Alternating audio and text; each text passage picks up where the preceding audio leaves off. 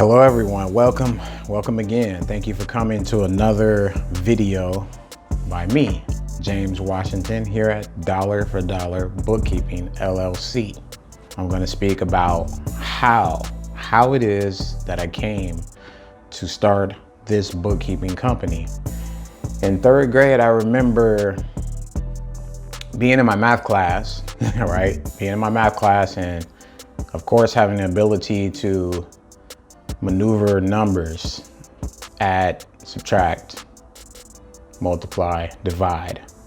When my report card finally came, I was able to take it home and show my parents like this is my best grade. This is my best class. This is my best subject, math. It brings back a lot of memories to me. I remember like carrying briefcases and having my papers organized for what math problems.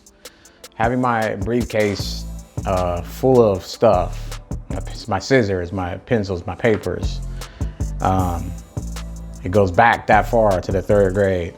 Moving into like using those calculations, that math, I remember my friends and I in the summertime, we started a little store, right? We went to the store and bought a bunch of candies and even got the idea to make JoJo's. If you know what JoJo's are, just basically large French fries. So, and I remember like having an issue, like there was a girl from the neighborhood decided that she wanted some change and she wasn't gonna get no change from us.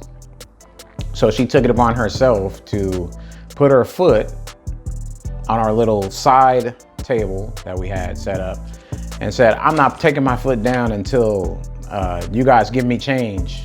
I want change. And my friend came over and like, he told me like, hey, this girl, she's upset. She wants change. She said she ain't, you know. And I'm like, I came over. I remember me acting as the manager and just talking, what do you need, some change? Give this girl some change so we could get back to business here.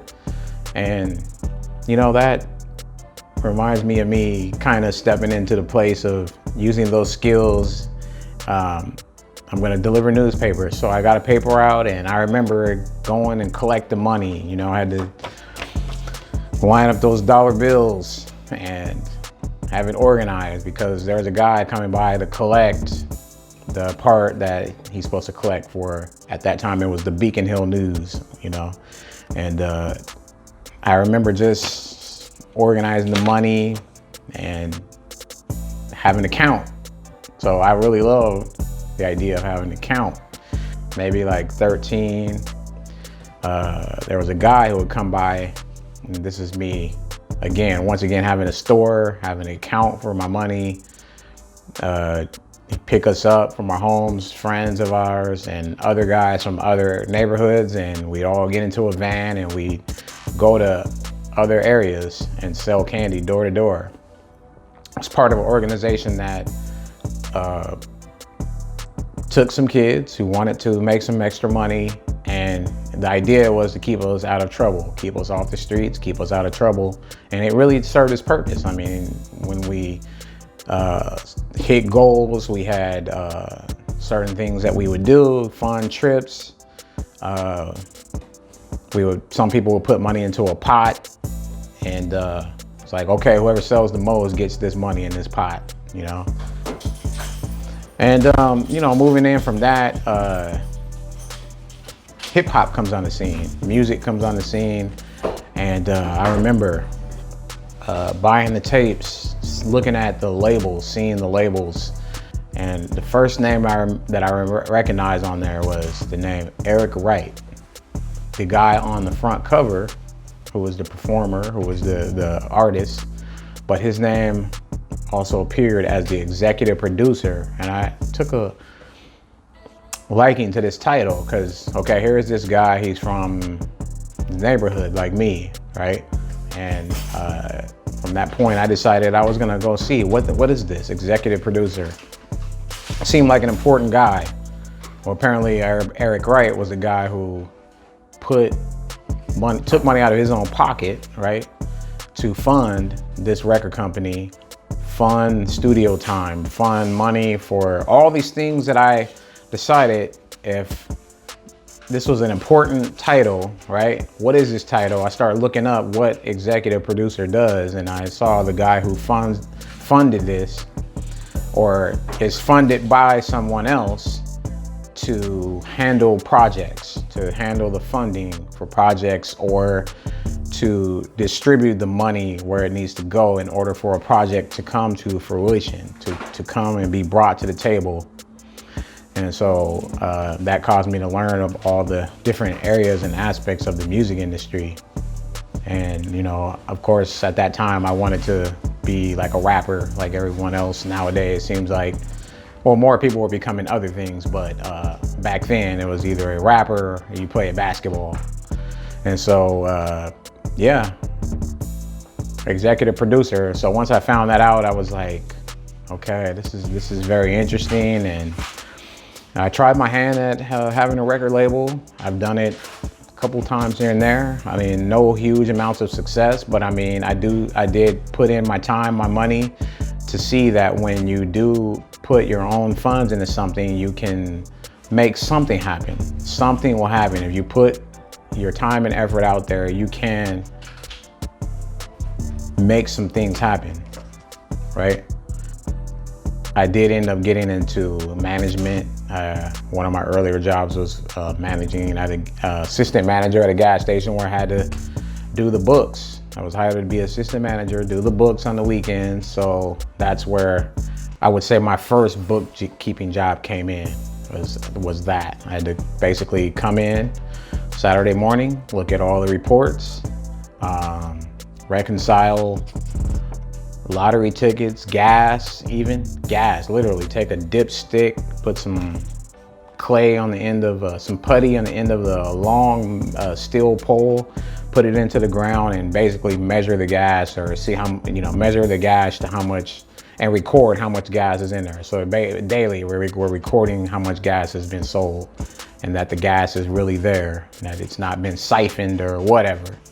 And so cigarettes, lottery tickets, what were the sales of each cashier. If their register said that they rang X amount of products, there needs to be X amount of dollars in their cash register. So gathering all that information, sending it over to the main office, make a bank deposit for all the cash that was earned the night before or the day before. And yeah, that was my first job into it. So it's basically bookkeeping / management. I was the assistant, so I would basically cover what the head manager did throughout the week, but because he needed his days off, I was there to assist on the weekends and do my part as the bookkeeper manager.